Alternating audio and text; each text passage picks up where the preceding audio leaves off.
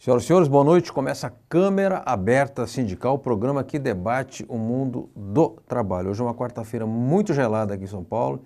Em outros lugares do Brasil não está muito diferente. Falei com um amigo meu de Cuiabá, ele disse, puxa vida, aqui está 9 graus, eu nunca vi isso em Cuiabá, que é uma cidade muito quente.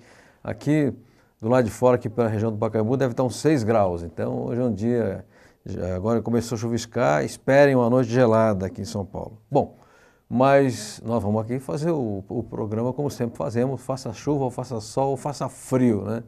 E hoje nós vamos falar da categoria dos bancários. Os bancários já é quase uma tradição aqui do Câmara Aberta. Todo ano, quando a categoria põe a sua campanha na rua, nós chamamos os seus dirigentes para tratar de como será a campanha salarial, dos preparativos, como é que foram as plenárias, como é que foram as assembleias, e enfim, qual é a reivindicação dos bancários. Eu posso assegurar, né, e aí é o leigo que fala, que os bancos estão ganhando muito dinheiro. Aliás, ganharam muito dinheiro sempre, né? E esta semana mesmo saiu sobre o lucro do Bradesco, e foi um lucro grande, né?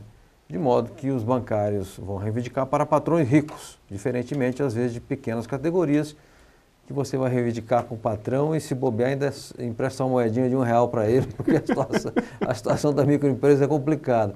Com o banco não, com o banco tem sempre uma situação financeira muito boa, de ganhos e aumento patrimonial, aquelas agências estupendas, e esperamos então que os bancários tenham as condições de fazer uma campanha vitoriosa, com resultado econômico e com avanços também sociais. Nós vamos ter dois participantes aqui no programa hoje. O Carlos Cordeiro, que é presidente nacional da Contraf, que é a Confederação Nacional dos Trabalhadores no Ramo Financeiro ligada à CUT, e teremos também a Juvândia Moreira, que preside os sindicatos bancários de São Paulo e Osasco. Ela nos comunicou que já está chegando. Então, enquanto a Juvândia não chega, vamos tocar aqui o programa com o Carlos Cordeiro.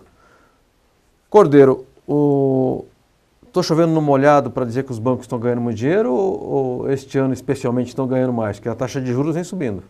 Bom, João, primeiro boa noite a você, todo mundo que está assistindo a gente. Aliás, um caloroso boa noite, nós estamos precisando, realmente está muito frio. Aqui no estúdio está melhor. Muito melhor. Mas você não está chovendo no molhado não, né? Como você estava dizendo agora no início, acabou de sair o lucro do Bradesco, foram quase 6 bi de lucro só no primeiro semestre, ou seja, o segundo semestre continua a ser, normalmente é melhor do que o primeiro, então tem a projeção de mais de 12 bi no ano, né? Isso dá uma rentabilidade de mais de 18% sobre o patrimônio líquido, ou seja, é muito dinheiro, país com crise ou sem crise, seja um momento bom ou um momento ruim da economia, os bancos vão sempre melhor do que os outros setores. Então, não vai faltar dinheiro para dar para os bancários esse ano. Agora, 18% é muito acima do patamar de qualquer empreendimento capitalista, né? Da indústria, por exemplo, se fala em 5% ou 6%, né? Nós podemos comparar com os outros bancos de outros países, por exemplo, certo. Se quiser comparar com outros setores aqui do Brasil, mas um banco nos Estados Unidos ou na Europa tem sua rentabilidade entre 7%, 9%, no máximo 11%. E para as pessoas entendam o que é essa rentabilidade sobre patrimônio, eu costumo dizer que você pode ter um apartamento que vale R$100 mil, Certo. e você decide, como você é apaixonado pela sua sogra, você vai morar com a sua sogra e aluga o seu apartamento. Então você imagina que você teve R$18 mil durante o ano, né, que você arrecadou com aluguel. Então logo você tem 18% de rentabilidade sobre o seu patrimônio. Tá. Significa dizer que em 4 anos você consegue comprar outro apartamento de R$100 mil. Tá. Então isso ocorre com os bancos aqui no Brasil. No caso do Bradesco, a cada 4 anos ele vai dobrar o seu patrimônio. No caso de outros bancos está na casa de 25%, isso vai para 3 anos. Então aqui no Brasil, diferentemente de outros países como europeus e próprios Estados Unidos, aqui é muito fácil ganhar dinheiro nos bancos. Agora, Cordeiro, eu tenho aqui passado pela produção um texto dizendo que a reivindicação econômica é reajuste de 11,93%, o que repõe a inflação e mais 5% de real, e que o piso subiria para 2.860,21. Também uma reivindicação relativa à PLR, participação nos lucros ou resultados, de 3 salários base, mais parcela adicional fixa de 5.553,15. Explica um pouco para a gente o que são esses números. 11,93 já me parece que está claro, acumula inflação mais 5% de real, Por que um piso de 2.860? Se esse piso é nacional ou se varia, se é um piso de ingresso. E a PLR de 3 salários básicos. O que é um salário base do bancário? É o piso? Então vamos lá. Essas são as reivindicações econômicas que a nossa categoria está reivindicando. Nós saímos agora, no último domingo, com o encontro, colocamos 700 bancários aqui de todo o Brasil. O CONTRAFE hoje representa mais de 100 sindicatos filiados à nossa confederação e nós também trabalhamos com outros sindicatos que não são filiados à nossa confederação. Então, nós temos aí o Comando Nacional dos Bancários com aproximadamente 130 sindicatos, que dá 95% de bancários da nossa categoria. E quantos bancários representam? Representamos neste comando 510 mil bancários. Puxa, bastante gente, nós hein? temos aí 540 mil bancários em todo o país. Então a nossa confederação representa aproximadamente 510 mil bancários. Este piso da categoria que nós estamos reivindicando é o piso do DIEESE.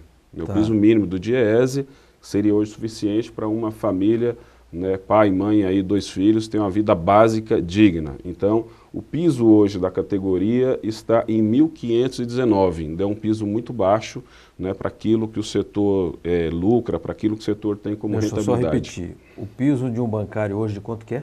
R$ 1.519. É baixo, né? É um piso muito baixo, muito baixo. Você compreende que uma metalúrgica pague isso, que uma empresa, um restaurante pague isso, né? Mas os bancos, que são todos grandes, não existe banco de pequeno porte no Brasil, não existe microempresa bancária ou pequena empresa bancária. E com essa lucratividade de 18%, está claro que o piso é muito baixo. Muito baixo. E o que nós queremos é discutir um pouco nesse Brasil de hoje a distribuição de renda. Essa é a pauta do movimento sindical. Então o Brasil hoje, apesar de ser a 6ª economia mais rica do mundo, disputando aí já com França, com Inglaterra para ver quem é a 5ª, aí mensurado pela riqueza que se produz pelo PIB, infelizmente o Brasil também hoje é o 12º país pior na distribuição de renda. Então se você for pegar o salário médio dos 10% mais pobres do Brasil e comparar com o salário médio dos 10% mais ricos, esses 10% mais pobres terão que trabalhar 3 anos e 3 meses, juntar tudo o que ganha para ter o mesmo salário médio dos 10% mais ricos. Na categoria bancária, se a gente for comparar um caixa do banco com o diretor executivo do próprio banco dele, no caso do Itaú, isso vai para 16 anos. Um bancário tem que trabalhar 16 anos, juntar tudo o que ganha para ter a mesma remuneração de um executivo do seu próprio banco. Então, quando nós queremos discutir a valorização do piso, o aumento real, a PLR, nós estamos fazendo uma disputa essencial para a sociedade de hoje, que busca igualdade, que é a distribuição e a apropriação dessa renda pelos trabalhadores. Eu queria repetir esse dado que você falou, da diferença brutal entre o ganho médio de um trabalhador, né, que nos atende no banco. Eu sou correntista do Bradesco, sou muito bem atendido, aliás, no Bradesco, já há mais de 20 anos eu tenho conta. E a remuneração de um executivo, do comando, manager, qual é a diferença mesmo? Do Bradesco são 9 anos, do Itaú 16 anos, né, que você tem que trabalhar, que um caixa desse banco tem que trabalhar para alcançar a remuneração do seu próprio executivo.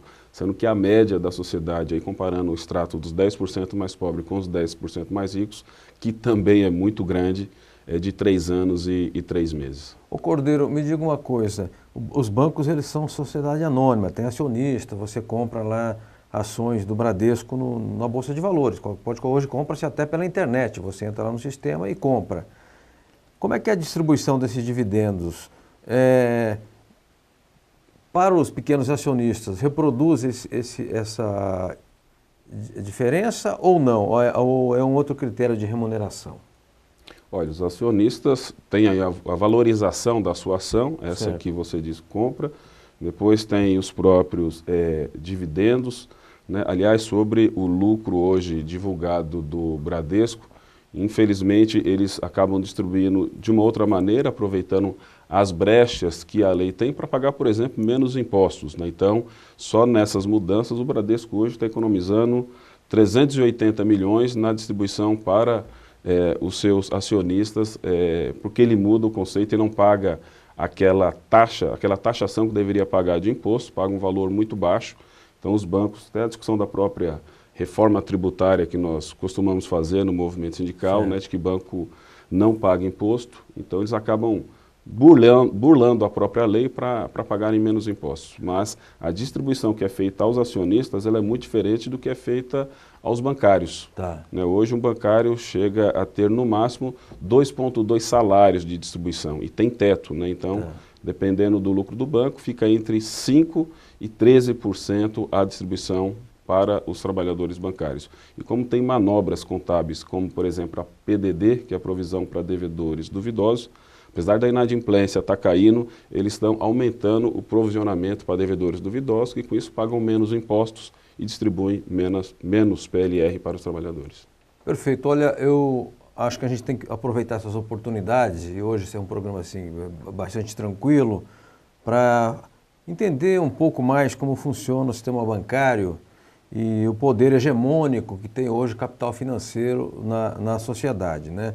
Nós temos até agora o movimento sindical esteve no G20, em Moscou, o movimento sindical do mundo inteiro, protestando e denunciando que a crise que se instalou na Europa, nos Estados Unidos e também está chegando ao Brasil, infelizmente, porque hoje a economia globalizada, tem muito a ver com um projeto neoliberal e que colocou o capital produtivo sob o jugo do capital financeiro, né? E também os estados. Os estados se endividam muito e depois o esforço da sociedade é canalizado para pagamento de dívidas. Portanto, é sempre oportuno colocar o dedo na ferida e questionar essa supremacia que hoje o capital financeiro exerce na economia internacional. Estou errado, Cordeiro? Não, está completamente certo. Isso está no mundo inteiro, essa questão da predominância do capital financeiro em relação ao capital produtivo. E a maioria dessas crises que a gente vê no mundo e que ela vem para cá, ela sempre tem origem no sistema financeiro. Foi assim nos Estados Unidos, tem sido assim na própria Europa, e aí quem normalmente acaba pagando a conta dessa irresponsabilidade do sistema financeiro é toda a sociedade e normalmente os trabalhadores, né? Infelizmente aqui no Brasil, recentemente inclusive, nós vimos que o Banco Central aqui, que funciona muito mais como um sindicato nacional dos bancos, optou inclusive por aumentar, né, a taxa básica de juros da economia, né? E nós sabemos que quem paga isso é a sociedade através dos impostos que o Brasil arrecada. Correto. Então, quanto mais se aumenta essa taxa de juros, né, enquanto cada meio ponto que sobe a taxa de juros, isso é retirado 3 bi, né, dos cofres públicos, que poderiam ir para saúde, educação, habitação, e acaba se transferindo para esse capital especulativo, né? Então, infelizmente, o sistema financeiro vê números e nós costumamos ver são as pessoas. Perfeito. Nós temos uma sessão agora no programa chamada Na Linha, que a gente sempre aproveita um dirigente sindical, um consultor sindical que esteja fora dos estúdios para dar aqui o seu recado. E me informa que já temos aqui a pessoa que vai falar, que é o José Pereira dos Santos, presidente do Sindicato dos Metalúrgicos de Guarulhos Região. Podemos chamar o Na Linha, Enéas? Ok, vamos lá?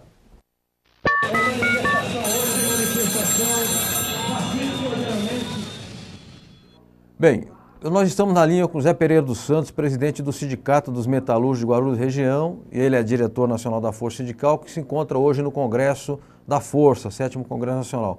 Pereira, tudo bem com você? Oi, João, eu não estou te ouvindo bem, João. Vamos melhorar o retorno aqui. Pereira, Oi? Melhorou agora? Pouquinho, mas ainda está bem longe. Tá bom, vamos fazer um esforço aqui de melhorar. Pereira, você se encontra aí no Congresso da Força Sindical, 7º Congresso, é isso? Na Praia Grande? Correto, nós estamos aqui no 7º Congresso da Força Sindical. E tá muita gente, Pereira? Quantas pessoas mais ou menos? Tem 3.500 delegados, né, sendo que temos 50 países sendo representados aqui por 90 delegados estrangeiros. Ô Pereira, e o Sindicato dos Metalúrgicos de Guarulhos está aí defendendo uma tese específica levada pela entidade. Que tese é essa, Pereira?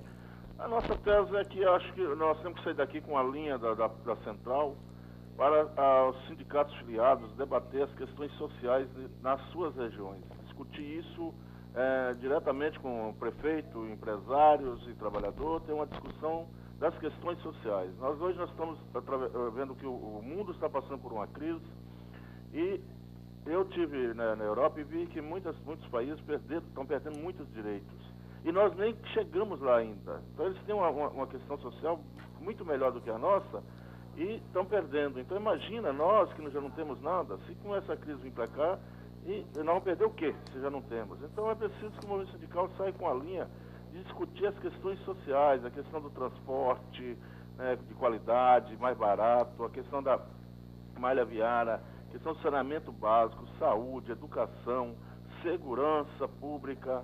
Então, essa coisa tem que ir para o debate. Eu acho que nós não podemos, a sociedade não pode ficar fora desse debate. Essa é uma discussão que tem que ser feita pela sociedade. E nós a sociedade, os trabalhadores, é que sabemos o que nós precisamos. Né? Nós que sofremos com a questão... É o pobre que sofre com a questão do esgoto a céu aberto, que é pobre que mora nas piores condições de vida na cidade. É o pobre que não tem um saneamento básico, é o pobre que não tem saúde, é o pobre que não tem uma boa educação. Então nós precisamos ir em busca disso, discutir isso e precisamos estar dentro dessa pauta aí. Agora, Pereira, essa tese ela é debatida nos grupos, né? E você sentiu receptividade? Acha que dá para aprovar no Congresso da Força? Eu sinto que todo mundo sindical hoje está sensível a essa questão das questões sociais. Eu acho que é importante, a gente vai levar isso para dentro dos grupos, vamos debater, discutir, mas pode ser que dentro do grupo aqui a gente não define nada, mas aí na operativa da Força Sindical pode sair já uma determinação depois, né, do regimento interno, de ser discutido isso com todos as estaduais e levar isso como bandeira para seus estados, municípios, para que a gente possa discutir essa questão diretamente com os prefeitos. Agora, Pereira, quer dizer que o objetivo é que saia como uma resolução oficial do 7º Congresso, é isso? A ideia é essa, que saia como uma resolução do 7º Congresso, que saia como uma linha da central, para que todos os sindicatos filiados discutam isso. Quando você está discutindo a questão do trabalhador de uma categoria, ela é muito específica, mas quando você vai discutir a questão da sociedade, você está discutindo todos os sindicatos, você representa a sociedade. Perfeito. Então você juntando o sindicato do comércio, do serviço, do metalúrgico, construção civil, todos os sindicatos sentaram para discutir uma pauta social, essa pauta social vai ser a sociedade. Então é nessa linha que eu acho que aí nós vamos poder avançar nas questões sociais. Correto. Pereira, eu quero agradecer muitíssimo a sua gentileza em nos atender. Está muito frio aí na Baixada? Muito frio, João. Está frio, mas frio mesmo. O negócio que está com as pernas aqui que está até dormente, é tanto frio. Viu? Então é bom para tomar um conhaque, mas não tomar muito, senão porque o Congresso prossegue, né? Porque amanhã nós temos que começar o trampo cedo amanhã, né? Perfeito. Pereira, muito obrigado, um grande abraço e um bom congresso a todos. Obrigado a você, João. Um bom programa aí. Um abraço. Perfeito. Carlos Cordeiro, você ouviu, né? Porque na linha a pessoa só aparece falando por telefone e a imagem estampada, congelada na tela, né? Você ouviu o Zé Pereira dos Santos, que levou a pedido do sindicato que ele preside, que é o Sindicato Metalúrgico de Guarulhos região, uma tese social, para que a Central Sindical incorpore como prioridade a luta por educação, por saúde, saneamento básico, transporte, mobilidade urbana e outras questões que são de interesse do cidadão, né? Queria saber o que você pensa a respeito disso, se você acha que tem viabilidade para o movimento sindical. Olha, eu acho que o papel de uma central sindical e dos sindicatos que fazem parte dessas centrais, fazemos parte da CUT, nós vamos ser a referência dos nossos trabalhadores nas políticas públicas. Não adianta você ter uma pauta simplesmente corporativa e bancária aqui está preocupado com o seu salário, preocupado com o seu plano de saúde. Então, inclusive no congresso último da nossa confederação, nós aprovamos reformas importantes, né, como reforma política, reforma do sistema financeiro, reforma tributária, e nós fizemos uma opção de priorizarmos um debate sobre o SUS, né, que temos que ter um SUS de qualidade para todo mundo. Então, acho que essa pauta que o Pereira está levando, ela é extremamente estratégica para que a gente possa melhorar a qualidade de vida dos trabalhadores, porque somos classistas, né? Então, queria parabenizar ele por essa iniciativa. Perfeito. Eu registro que chegou aqui ao estúdio a Juvândia Moreira, que preside o Sindicato dos Bancários de São Paulo e Osasco. E o sindicato tem uma fortíssima tradição de luta, é um sindicato que tem uma posição também, uma postura em relação às questões sociais, não é apenas uma entidade que cuida das questões corporativas. Eu estou aproveitando a presença de uma mulher aqui no nosso estúdio para fazer um registro de um ato que eu achei deplorável que aconteceu essa semana, eu acho que foi anteontem, por parte do Joaquim Barbosa, presidente do Supremo Tribunal Federal, que foi ele não ter cumprimentado a presidente da República no evento em que ela recebia o Papa Francisco. Eu não sou filiado a qualquer partido, agora eu entendo que na República os poderes é regra fundamental da República, do sistema republicano, um poder respeitar o outro. E a questão de educação, você cumprimentar a autoridade ali presente. Porque o Joaquim Barbosa não estava lá como cidadão, ele estava como representante do Judiciário, como da Suprema Corte Nacional. E não vem com essa que foi distração, não, porque a Dilma estava aqui neste lado e o Papa deste. Ele passou em frente à presidenta, que sussurrou para o Papa, dizendo, esse é o fulano de tal. Ele cumprimentou o Papa, passou na frente dela novamente e não cumprimentou. Eu entendo que quem é juiz é preciso ter isenção. Ele pode ter diferenças políticas com o presidente, com o chefe da guarda municipal, com quem quer que seja, mas uma vez que estando ali a autoridade, ela tem que ser respeitada. Eu postei isso no Facebook, fiz lá uma fala e tive lá muitos comentários prós e contras e queria dizer aqui de público, manifestar minha discordância, porque eu não engoli essa descortesia, essa falta de educação para com um dos poderes da República. A Dilma foi eleita e todo mundo que é eleito, detentor de mandato popular, do meu partido, dos outros 300 que existem, essa pessoa tem que ser respeitada como tal. Juvândia, vamos voltar aqui à questão bancária. Eu estava falando com o Cordeiro, que já me falou aqui da pauta, já me falou também dos índices, da lucratividade dos bancos, da diferença, das injustiças que há entre os que ganham, estão na base da pirâmide, os que estão no topo, como os executivos, as diferenças brutais de pagamento. Mas eu queria saber dos bancários. Você acha que os bancários estão com mobilização, com um acúmulo de forças para uma eventual greve, ou isso não está colocado no horizonte ainda da campanha? Primeiro, boa noite, Franzinho, Carlão, né, todos os telespectadores. Desculpas o atraso do trânsito, está chovendo. E respondendo a sua pergunta, se os bancários estão ou não mobilizados, como estão, né? Nós sempre começamos a campanha consultando os bancários, né? Não só aqui em São Paulo, mas no Brasil inteiro. E, inclusive, da disposição deles de acompanhar a campanha, de participar da campanha. E a gente tem aí 83% dos bancários, aqui numa pesquisa de quase 10 mil bancários em São Paulo, respondendo que tem disposição para participar da campanha, que vão acompanhar a campanha. Tá. Eu diria que a campanha está em sintonia com aquilo que os bancários querem melhorar no seu ambiente de trabalho, no seu local de trabalho, na sua vida profissional, né? Portanto, e é por causa disso que os bancários estão dispostos a participar. Mas essa pesquisa que você se referiu, que 83% manifestaram disposição de à luta, que vocês fazem pela internet? Como é que é a pesquisa? É uma consulta que a gente faz da categoria. Você pode responder pela internet. Certo. E também a gente leva aos locais de trabalho, né, em papel, impresso, para que a gente tenha um universo aí de bancários amplo dos vários bancos que tem aí. Aliás, os 5 maiores bancos já contemplam um grande número de bancários. Perfeito. Agora, Juvândia, eu entro nas agências bancárias hoje, na agência do Bradesco, onde eu sou cliente, a maioria é mulheres, né, de mulheres. Uhum. Mas gerente no banco onde eu tenho conta nunca teve mulher, ela sempre homem. Eu te pergunto, como é que está a presença feminina hoje na categoria e mais, nos cargos que têm melhor remuneração, a mulher já avançou, a mulher é mais presente ou ainda fica uma coisa assim muito machista? Olha, a categoria ela é praticamente bem dividida, né? Você tem 52% de homens, né? 48% de mulheres, mas essa diferença salarial entre homens e mulheres, a falta de oportunidades de ascensão profissional, né?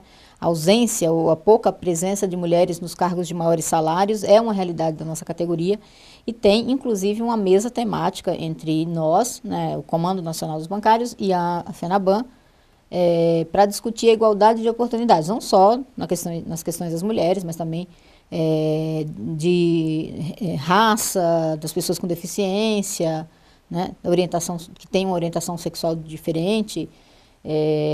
Também está na pauta dessa mesa temática que discute o tema de igualdade de oportunidades. Mas essa mesa temática, ela acontece somente durante a campanha ou ela é no correr do ano?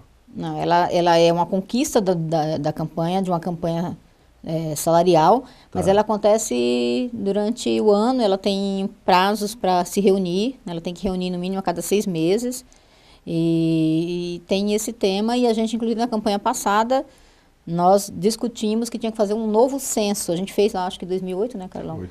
O Censo da Diversidade, que é um mapa que tira um retrato da categoria, para ver onde estão as mulheres, quantas mulheres tem nos bancos, quanto a presença dos negros, né, das pessoas com deficiência, enfim, você fazer um retrato da categoria. E a gente negociou na campanha passada que esse novo retrato tem que ser tirado agora em 2014. E esse ano de 2013 nós prepararíamos esse censo. Tá. Acho até que nós já divulgamos esse censo aqui no programa. Agora, outra coisa. Existe algum presidente de banco negro no Brasil ou mulher que preside bancos? Você tem conhecimento ou não? Olha, já teve, né? Na Caixa Econômica Federal já teve uma mulher. Sim. Deixa eu ver se tem agora. Maria Fernanda. Maria Fernanda foi presidenta da Caixa. Acho que hoje não, né? Não, pelo dos grandes bancos, não. Presidentos... Tá. Perfeito. Bom, antes de dar prosseguimento, eu queria mostrar materiais. A gente sempre mostra aqui, Enéas, podemos? Todo programa a gente mostra materiais sindicais de agora ou de antigamente. E eu me lembrei que nós tínhamos lá na agência sindical esse material muito interessante, que é a greve de 78 da Scania a Itu. Muitas fábricas metalúrgicas pararam, né? E a Alboré, na época, que era uma empresa que prestava serviço de comunicação para o movimento sindical, fez uma reportagem, A Greve na Voz dos Trabalhadores da Scania a Itu. E o interessante aqui é que o prefácio é do Dom Paulo Evaristo Arnes, né? O Paulo Evaristo Arnes, que jogou um papel fundamental, né, no combate aos abusos da ditadura e também, né, sobretudo, naquele episódio do assassinato do Vladimir Herzog. Ele está muito doente agora, está afastado, então sempre a gente deve homenagear aqueles que na hora que o bicho pegou não tiveram medo e enfrentaram a situação. E também vejam aqui um texto do Marcelo Gatto que já esteve nesse programa aqui algumas vezes, recentemente falecido, que foi presidente dos sindicatos metalúrgicos de Santos, deputado federal cassado em abril de 75, e que nas eleições de 74 teve 100 mil votos. Imagina ter 100 mil votos naquela época, sujeito sendo de esquerda, né? Sem os esquemas de financiamento que tem hoje em dia. E registro aqui, além de mandar um abraço para o Sérgio Gomes, que era da Alboré, os editores Carlos Noronha, Rui Veiga e Ricardo Moraes. Rui Veiga, com quem eu tomei um café ontem na agência sindical, acompanhado da sua esposa, a Rita. Então, um abraço ao Rui Veiga, que foi um dos editores desse material. Carlos Cordeiro, a Juvândia diz que existe essa disposição de paralisação, né? Agora, quando há uma greve de bancários, ela ocorre mais nos grandes bancos ou ela não tem essa característica? Ela pode pipocar, digamos, no Brasil inteiro? Qual tem sido a experiência de vocês? Olha, nos últimos 8 anos, corrija se estiver errado, Giovanni, nós fizemos greves. E as greves que nós fizemos, ela começava sempre com os bancos públicos e tentava chegar mais em bancos privados. Tá. E hoje, o ano passado, nós chegamos a ter quase 10 mil agências, das 19 mil agências que nós temos no país, nós tivemos quase 10 mil agências paralisadas. E a maioria dessas agências paralisadas, elas já foram agências de banco privado. E eu não tenho dúvida nenhuma que, inclusive com essas movimentações que a sociedade está vivenciando, que qualquer conquista, ela só vem com mobilização, né? Então, essa pesquisa que a Juvândia se refere é uma consulta, na realidade, que nós fazemos no país inteiro, com todos os nossos sindicatos, e o bancário está dizendo claramente que ele está disposto, se necessário for, inclusive, a ir à greve para que essas conquistas possam vir. E só se você me permite, claro. Eu posso... Você falou aqui de Dom Paulo, assistiu o programa Roda Viva da TV Cultura, onde foi entrevistado Dom Angélico Sândalo Bernardino, e perguntaram para ele sobre Dom Paulo. Ele disse que Dom Paulo falou esses dias para ele: coragem, meu irmão, de esperança e esperança e esperança sempre. Então, realmente é um baita lutador. É um exemplo, né? Um baita exemplo. Eu sou anticlerical, né? Não sei porque eu não gosto de padre, mas há as exceções, né? Eu gosto muito do Dom Evaristo Arnes, eu tenho uma admiração muito grande por ele, como tinha pelo Hélder Câmara, né? E tantos outros que lutaram o bom combate, né? Então, homenagem aqui, a nossa modestíssima homenagem a esses grandes brasileiros que, sem abrir mão da missão religiosa, souberam ser cidadãos e valorosos cidadãos na hora certa. Nós temos agora, Enéas está me avisando, o intervalo, né? A gente faz um intervalo agora de 2 ou 3 minutos. A gente volta daqui a pouco falando com o Carlos Cordeiro, presidente da Contraf, que é a Confederação Nacional dos Bancários do Ramo Financeiro da CUT, e com a Juvândia, que também preside o Sindicato dos Bancários de São Paulo. Vamos ao intervalo, daqui a pouco retomamos o Câmara Aberta Sindical. A FEComerciários, formada por 68 sindicatos filiados no estado de São Paulo, representando 2,5 milhões de comerciários, apresenta Momento FEComerciários.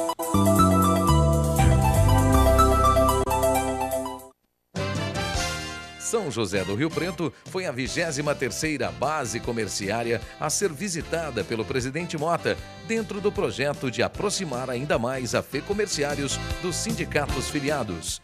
Recebido pela presidente do Sincomerciários, Márcia Caldas Fernandes, Mota manteve encontros com os comerciários nas lojas, onde ouviu e anotou as reivindicações da categoria. Também explicou aos trabalhadores as vantagens da regulamentação da profissão de comerciário, como recuperar perdas do FGTS, e adiantou itens da campanha salarial 2013.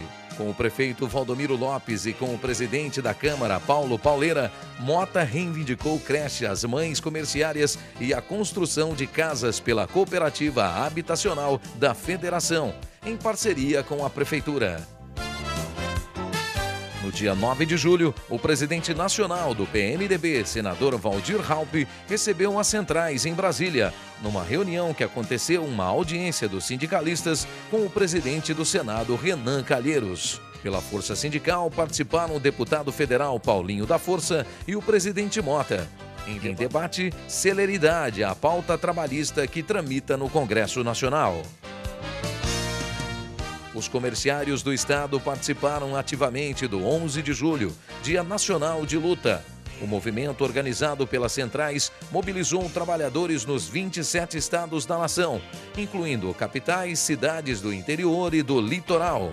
Em São Paulo, os comerciários da capital, Mogi das Cruzes, Bragança Paulista, Cotia e os práticos de farmácia, num ato inédito, fecharam o maior centro de comércio da capital, a Rua 25 de Março, ao reunir mais de 2.000 manifestantes. De lá, seguiram pacificamente para o grande ato unitário no Vão Livre do MASP, na Paulista.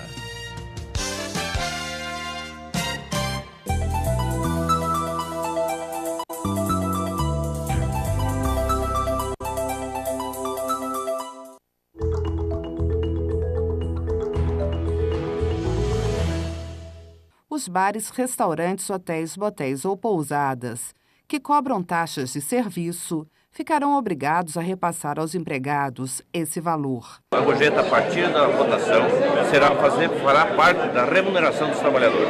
Quando ele for fazer uma prestação, comprar uma casa, ele não vai ter mais só o piso salarial de 800 a R$1.000. Ele vai ter o piso mais a gorjeta. Isso equivale mais ou menos o dobro ou talvez muitas vezes até mais do que ele ganha com o piso salarial.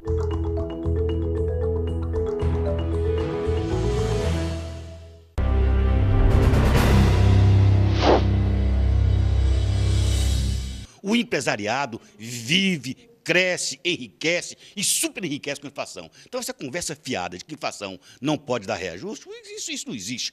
É o governo, na verdade, é o governo que articula com o empresariado para não dar inflação, para não bater com as metas do governo do FMI. Nós somos contra a inflação. Para nós, a inflação deveria ser zero. Mas para nós também não é inflação. Para nós também não é problema a inflação, desde que a gente conquiste, né, os reajustes com ganhos acima da inflação.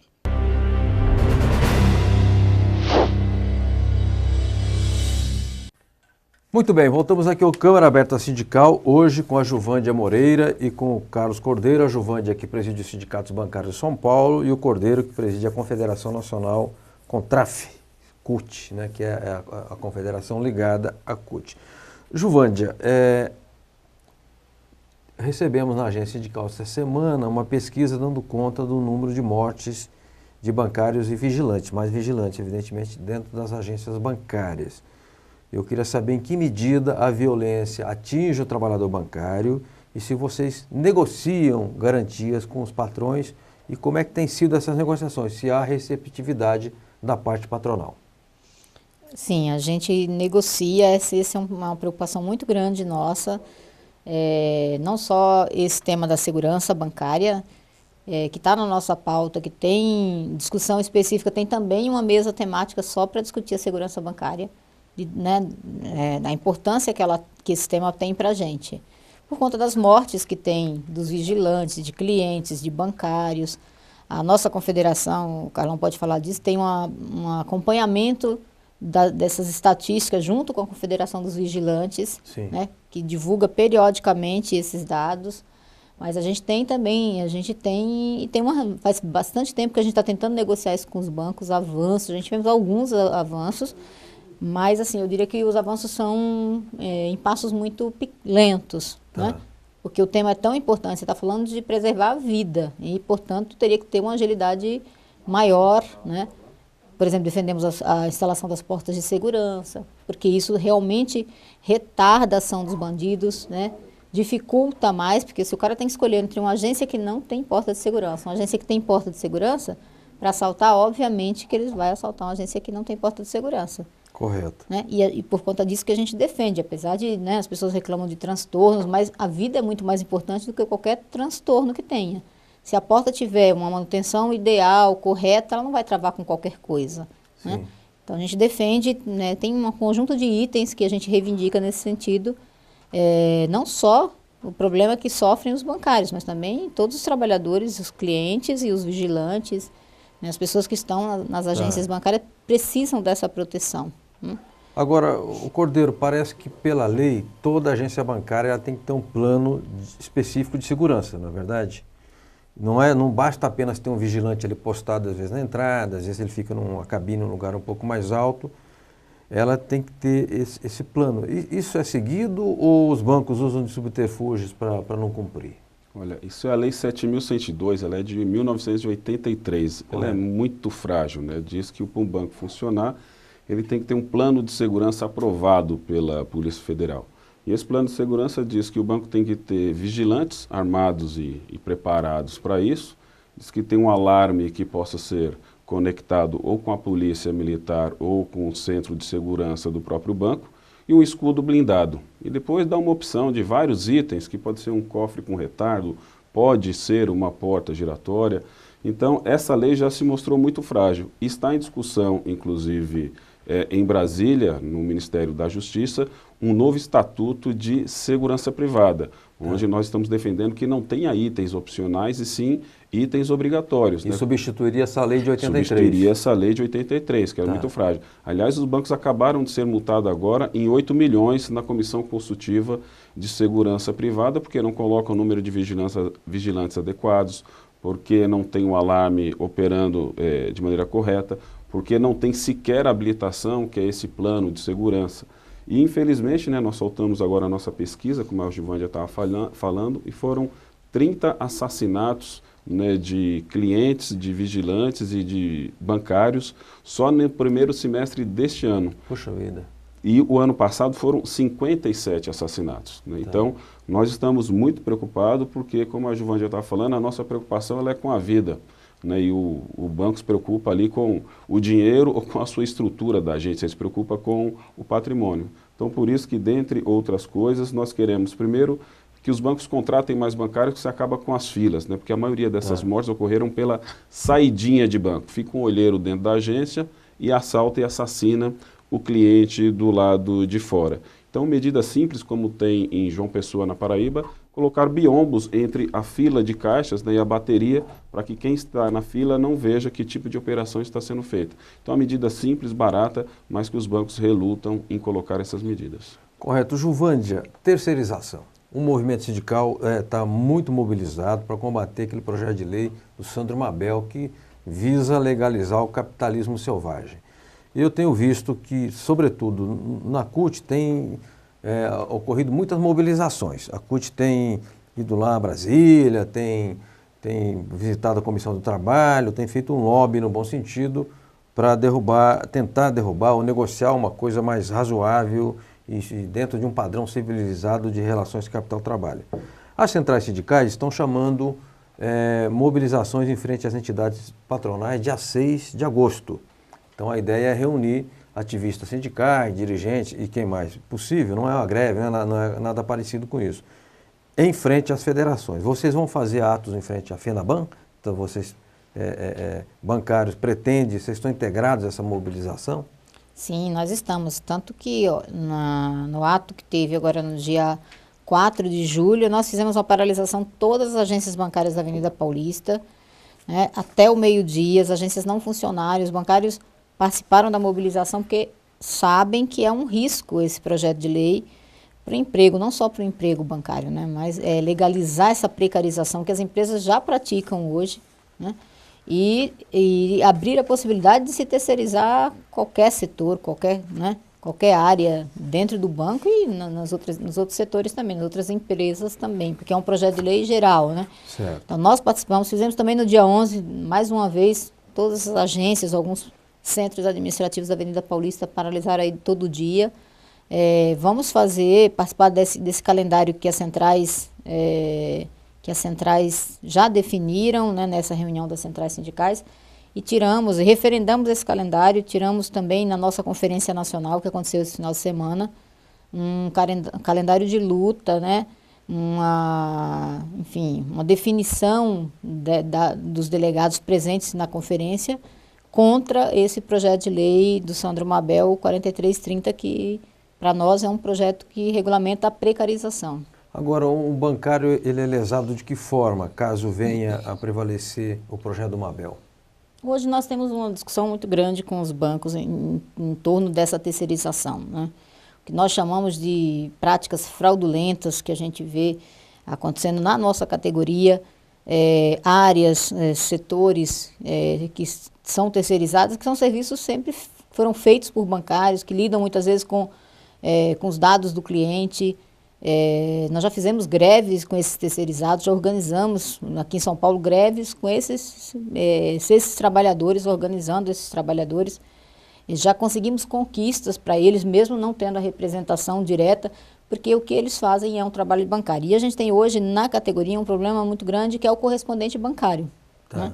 O correspondente bancário é uma farmácia, um mercadinho, enfim, qualquer estabelecimento comercial pode ser um correspondente bancário. Onde você vai pagar a conta de luz, essas coisas? Não só pagar conta de luz, você pode pagar a conta, mas você tem vários correspondentes que é, às vezes, do lado da agência bancária. Tá. Né?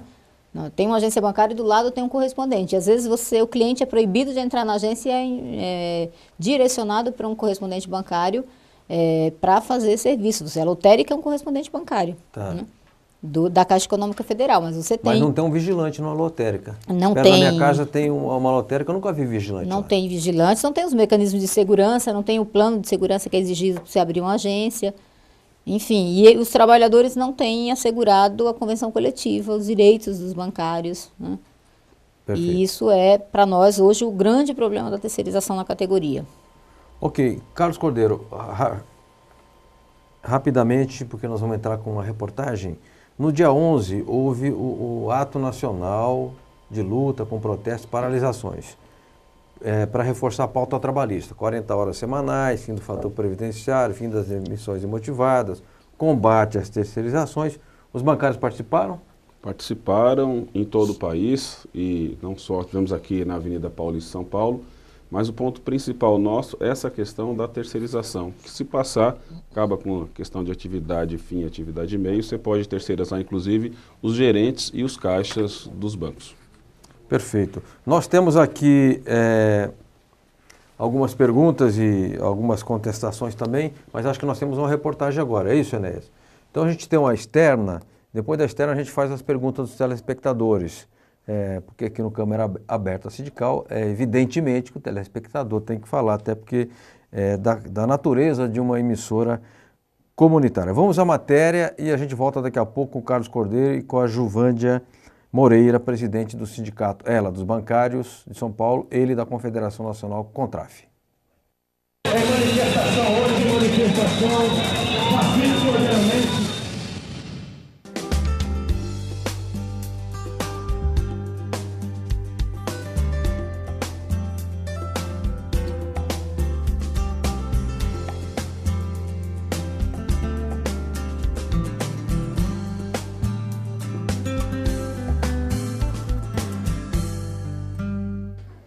Câmara Aberta Sindical entrevista a doutora Rosa Cardoso, que é a coordenadora nacional da Comissão da Verdade.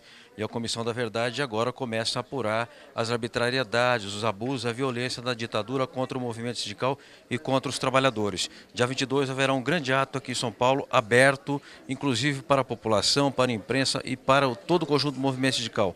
Por que esse evento? Porque é o primeiro ato público que nós fazemos depois de 3 meses de instalada esse grupo de trabalho. Nós já definimos uma pauta, já encontramos alguns materiais que são importantes para nós, como foi inclusive anunciado nessa entrevista hoje, materiais que demonstram a vigilância e a perseguição de empresas em relação a trabalhadores e que nós vamos entregar, inclusive, esses materiais nesse grande encontro que nós vamos fazer no dia 22. Mas o sentido é também, num dia que comemora 30 anos de uma grande greve, que foi a greve de 1983, nós evocarmos esse espírito unitário do movimento sindical, que teve unidade para fazer essa greve, que foi tão importante na derrocada da ditadura, para também lembrar que nós podemos juntos reconstituir a história, a memória desse período. Então o ato é para chamar, primeiro, pelo ato unitário, segundo, pela luta pela democracia e terceiro, por valorizar a democracia no nosso país. Nesse momento em que as pessoas jovens saem às ruas, que os sindicalistas saiam às ruas, é importante fundamentar cada vez mais a importância da democracia na ação sindical e na conquista que os trabalhadores devem ter por melhores condições de vida. Do ponto de vista legal, é possível a empresa fazer a reparação por esses atos de conluio com o sistema repressivo? Olha, aqui nós vamos fazer, em primeiro lugar, resgatar todos os casos. Quer dizer, é um trabalho, uma parte que nós temos, vamos dizer assim, a ponta do iceberg. Acredito que é uma parte pequena frente à monstruosidade que foram feitas pelos empresários. Você vê, por exemplo, que é comprovado que o DOPS era frequentado pelos representantes da Fiesp, ou seja, representantes das empresas. Então, essa é uma ponta do iceberg. Até agora, não houve nenhuma medida contra as empresas, até porque nunca ninguém levantou essa questão. Acho que agora o grupo tem condição de levar isso, e se não tiver condição, ou se não tiver nenhum tipo de legislação que permita fazer isso, tem que propor modificações na legislação, no sentido de que isso possa vir a ocorrer. É manifestação hoje, manifestação pacífica ordenamente. Bem, a reportagem foi feita antes do dia 22, aconteceu o ato dia 22, segunda-feira, na Rua do Carmo, na região central de São Paulo. Lá estive, todas as centrais sindicais presentes, velhos combatentes do sindicalismo e do movimento popular também lá estiveram, e foi um ato bacana, comemorativo aos 30 anos da greve de 21 de julho de 83. Vamos às perguntas agora dos telespectadores. Jaime do Bonfilioli pergunta para o Carlos: se os índices do desemprego continuarem a crescer, qual será a posição do seu sindicato ou da sua entidade em relação ao governo federal? Olha, a nossa posição, para a gente governo, é igual feijão, é só na pressão, né? Então, nossa posição ela é de independência desse governo, sou petista, elegi esse governo, mas nós queremos sempre colocar em primeiro lugar a questão do emprego e da distribuição de renda. Então, a categoria bancária, nos últimos 8 anos, fez greve, inclusive no Banco do Brasil, na Caixa Econômica Federal. No dia 9 e no dia 10 agora, ocupamos o Congresso na Comissão de Constituição e Justiça para pedir, inclusive, para enterrar esse projeto do Sandro Mabel 4330. E estamos pedindo, inclusive, ao governo federal que pressione a sua base parlamentar no Congresso para que esses parlamentares possam enterrar esse projeto. No Encontro Nacional do PT, parece que o partido foi uma oposição, ou não? Foi uma oposição, soltou uma nota clara, dizendo que é contra esse projeto, que vai colocar os seus parlamentares para votarem contra e enterrar de vez esse PL 4330 do Sandro Mabel. Perfeito. O Juliano Tamura da Liberdade diz assim: Franzinho, você comentou da falta de educação do Joaquim Barbosa para com a Dilma. Embora eu não goste do Joaquim Barbosa, eu não esqueço que na posse do mesmo, a Dilma também faltou com a educação para com ele. Então, seria digno que se colocasse essa situação também, está aqui colocada. Os dois agiram de forma errada, como duas crianças mimadas, diz aqui o Juliano. E se os fatos foram esses, você está coberto de razão, viu, Juliano? Eu realmente não tinha conhecimento aqui desse fato que você citou. O Nildo Nogueira, do bairro do Limão, pergunta para o Cordeiro, mas eu passo para a Juvândia, porque ela está mais no dia a dia do banco, né? Diz assim o Nildo: eu tenho 2 filhos que são bancários, um é gerente do Bradesco e o outro do Santander. O que eu vejo é que hoje a estrutura dos bancários se baseia na venda de produtos, trazendo um desgaste muito grande devido à pressão psicológica e moral e, consequentemente, são penalizados com intimidações, ficando até doentes. Tenho vários amigos bancários e questionamos o que deve ser feito para minimizar essa pressão ou acabar com a pressão. Giovândia. Bom, primeiro, boa noite, Nildo. E realmente, nossa campanha, a gente fala que não é só que os bancários estão na luta não só pelo salário, né? Não só para aumentar a sua remuneração, melhorar o piso da categoria, mas principalmente, acho que um dos pontos centrais da nossa campanha são as condições de trabalho.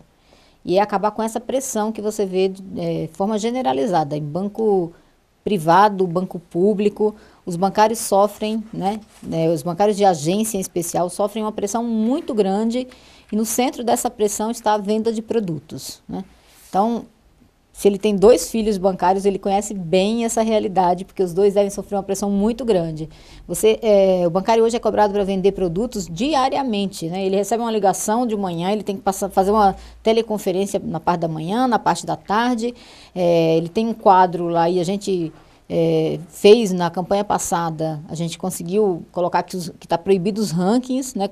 Os bancos não podem lá expor o bancário, você foi o que menos vendeu, porque acontecia muito isso. Constrange, né? Constrange, causa, enfim, isso tem resultado em adoecimento da categoria. Tá. A gente vê muitos bancários com depressão, com síndrome do pânico, muitos bancários estressados, se afastando do trabalho por conta dessa pressão toda que sofre, e também um aumento de doenças coronarianas na categoria bancária, né?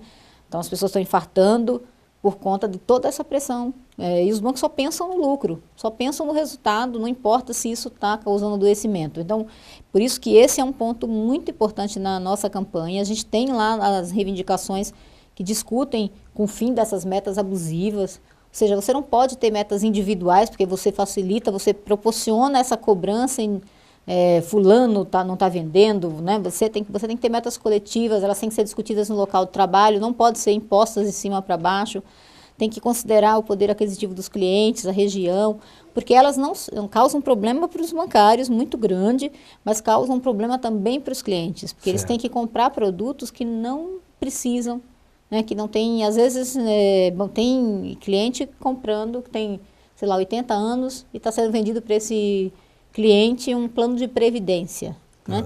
Então tem produtos que não cabem para aquele cliente, ele não tem necessidade de comprar, e o bancário, se ele não vende, ele corre o risco de perder o emprego, no caso dos bancos privados, e corre o risco de perder a função no caso dos bancos públicos, você entendeu? Que reflete em perda salarial. Então, assim, essa é a realidade dos bancários nas agências hoje. Olha, a pressão deve ser muito grande, porque recentemente um funcionário de um banco me ligou acho que umas 15 vezes para tentar me vender seguro. Ora, se eu disse uma vez que eu não tinha interesse, disse 2 que eu não tinha interesse, fui dizendo educadamente, depois você vai ficando mais ríspido, naturalmente. É porque certamente ele sofreu uma pressão muito grande lá dentro da agência para atingir metas, né? Como eu sou cliente do banco, ele pensou, provavelmente tem carro, talvez ele tenha interesse em ter seguro, e eu não tenho, né? De modo que essa pressão... Agora, Carlos Cordeiro, como é que faz para que a população tenha conhecimento? Porque quando você abre uma conta no banco, você abre em função da comodidade, certo? Eu não vou falar nem de conta salário, certo? Você fala, é perto da minha casa, é perto do meu local de trabalho, esse banco talvez tem taxas mais baratas, é um banco de perfil mais popular, mas ele não sabe do que rola nesse tipo de pressão, né? Como é que você chegaria aos clientes e diria, olha, tem banco e banco. O banco X, ele chega num limite que ultrapassa o bom senso, ele cria constrangimento, ele pressiona, ele agrava até a saúde do trabalhador. Tem jeito de chegar no cliente, nos bancários? Como é que vocês fazem? Olha, primeiro que nós temos um projeto junto com o IDEC, né? E um projeto que a gente está tentando desenvolver através de um site uma comparação entre os bancos. Qual a relação dele com os trabalhadores, qual a relação dele com a sociedade e qual é a relação dele com o próprio cliente. Só que eu acho que a responsabilidade disso mesmo é do Banco Central. O Banco Central deveria colocar no seu site, né, uma ferramenta simples e ágil para que qualquer cliente, antes de abrir a sua conta, pudesse comparar quais são as práticas desse banco que ele está pensando em abrir aquela conta. Puxa, ele será uma medida tão simples e prática, né? Barata, né? Simples, e a sociedade está exigindo cada vez mais transparência. Mas, infelizmente, o Banco Central não age dessa maneira, né? O Banco Central, para a gente, ele funciona mais hoje como Sindicato Nacional dos Bancos do que como órgão regulador e fiscalizador dos bancos, né? Então, a gente acha que se o Banco Central tivesse esse posicionamento, seria muito mais fácil para o cidadão optar em escolher este ou aquele banco. E só em relação ainda a essa questão das metas abusivas, nos últimos 3 meses do ano passado, 4 mil bancários se afastaram do trabalho e 25% disso, 1.000 e poucos bancários, por problemas psíquicos relacionados a essa pressão, né, de venda de produtos. Inclusive um deles no Rio Grande do Sul, né, indo ao hospital com a sua esposa, nervoso, falou, olha, se eu morrer, você pode processar o banco, que a culpa é do banco. E, infelizmente, esse bancário veio a falecer. Puxa vida, você de certa forma tocou no que disse o Celso da Americanópolis, no que se refere à prevenção a doenças, né, a prevenção de saúde e de segurança, como o sindicato tem enfrentado o problema. Juvândia, rapidamente, além das negociações com o patronato, vocês têm departamento médico, acionam na justiça, como é que fazem? A gente tem uma médica do trabalho, a doutora Maria Maeno, que trabalha conosco em termos de orientação para o bancário diretamente, né? A gente tem feito muitas pesquisas nessa área de saúde do trabalhador. A gente tem, enfim, um conjunto de ações também, até ação contra o INSS, porque o INSS tem dado alta programada para o trabalhador que adoece, né, sem fazer, no nosso ponto de vista, o diagnóstico correto e o atendimento adequado. Então, a gente tem uma área de saúde no sindicato que lida, orienta, trabalha com isso, com as estatísticas, e nos ajuda, inclusive, a isso, a criar, nos auxilia na negociação, dá suporte.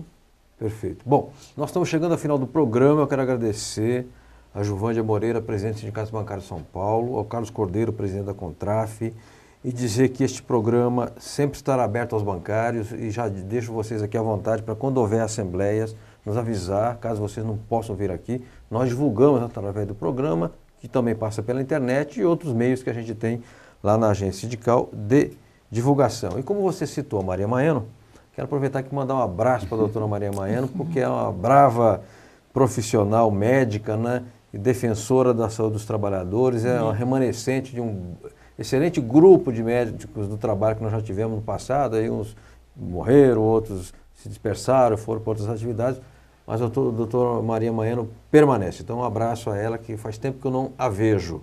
Juvândia, muito obrigado pela sua vinda aqui ao Câmara Aberta, você sempre gentil nos atende. Carlos Cordeiro, muitíssimo obrigado e conte com o nosso programa para defender as bandeiras bancárias, dos bancários. Nós voltamos quarta-feira que vem com um novo programa, eu não sei ainda, mas talvez façamos um programa sobre os 30 anos da greve de 83. Aí nós divulgaremos pela internet, caso isso venha ocorrer. A todos e a todas um grande abraço e até quarta-feira que vem.